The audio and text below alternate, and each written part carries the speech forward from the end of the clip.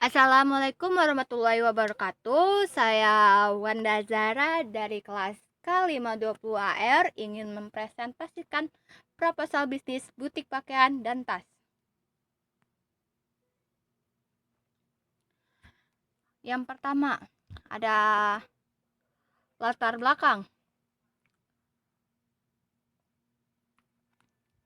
Berkembangnya gaya pada dunia fashion yang emang tidak dapat dihindari lagi, mulai dari kalangan atas hingga masyarakat pada umumnya masih menjadikan fashion sebagai salah satu hal terpenting dalam kehidupan.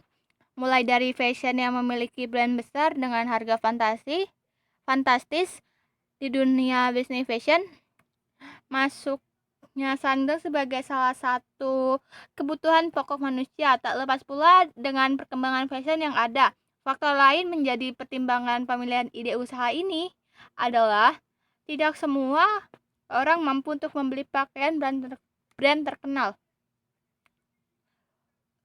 Usaha ini menjadi salah satu solusi bagi semua orang yang ingin tetap fashionable tanpa brand terkenal.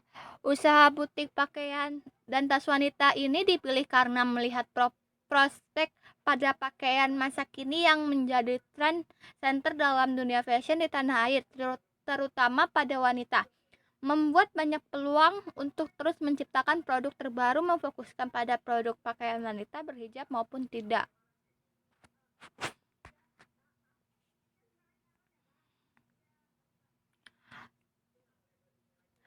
Materi yang pembahasan yang akan kita bahas, yang pertama ada tujuan usaha, terus habis itu ada deskripsi profil usaha, yang kedua aspek pemasaran, yang ketiga aspek produksi, yang keempat keuangan.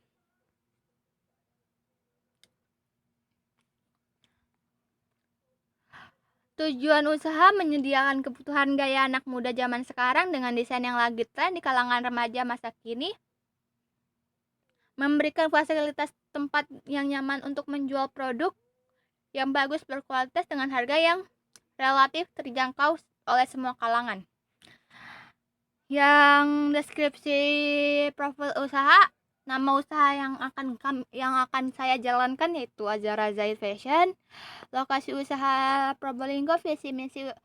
Visi dari usaha kami adalah menjadi platform nomor 1 dalam produk pakaian berkualitas. Untuk mendapatkan visi tersebut, mewujudkan visi tersebut, kami memiliki misi memberikan pelayanan terbaik kepada masyarakat, menyediakan platform untuk masyarakat yang ingin membeli produk kami. Yang selanjutnya ada aspek pemasaran. Yang pertama yaitu analisis pasar. Kaum wanita adalah insan yang mempunyai daya tarik yang sangat tinggi atau konsumtif terhadap hal yang berhubungan dengan penampilan. Dengan adanya orang-orang yang konsumtif berarti keuntungan bagi usaha produksi.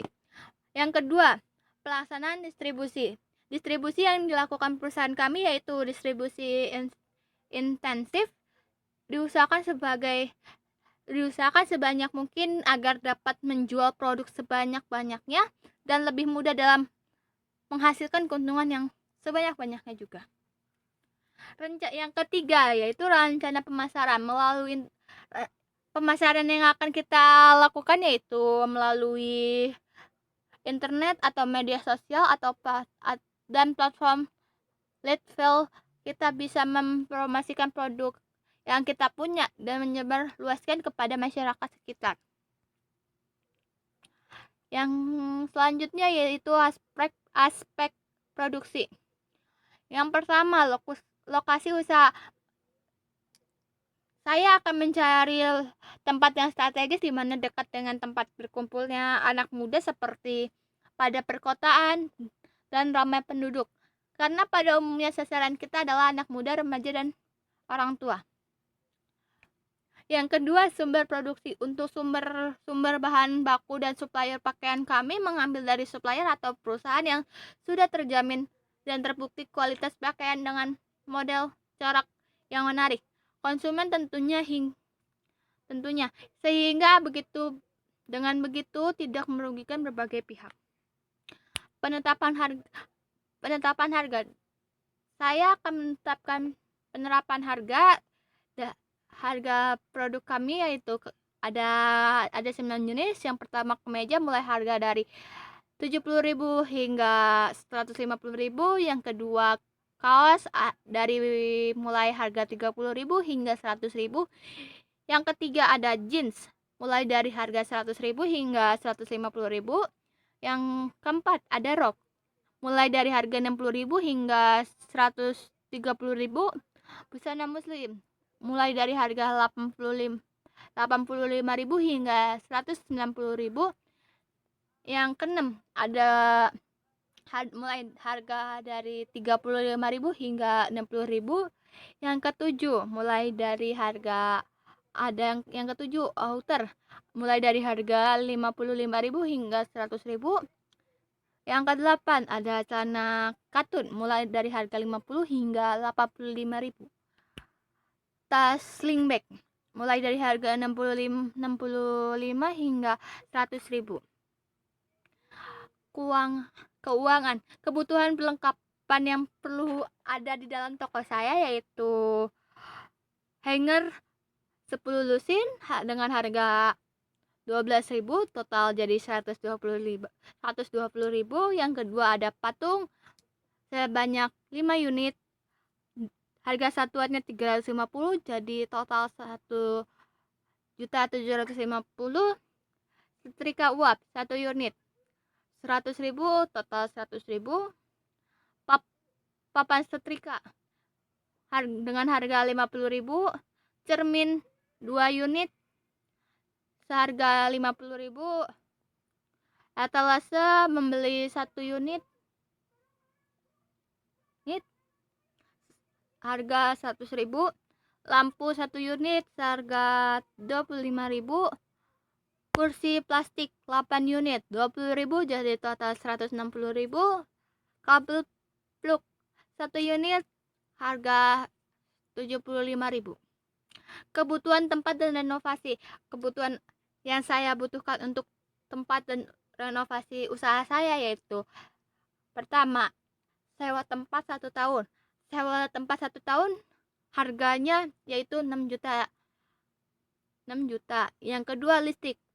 Saya membayar listrik dengan harga 200.000, air 200.000, cat membeli cat 1 unit dengan harga 50.000, tukang 1 orang 100.000. Jadi rekapitulasi kebutuhan total yaitu yang pertama kebutuhan perlengkapan yaitu totalnya adalah 2.480.000. Yang kedua kebutuhan tempat dan renovasi totalnya adalah 6.550.000. Jadi total semua yang saya keluarkan untuk membuka usaha ini yaitu adalah 9.030.000. Sekian presentasi dari saya. Wassalamualaikum warahmatullahi wabarakatuh.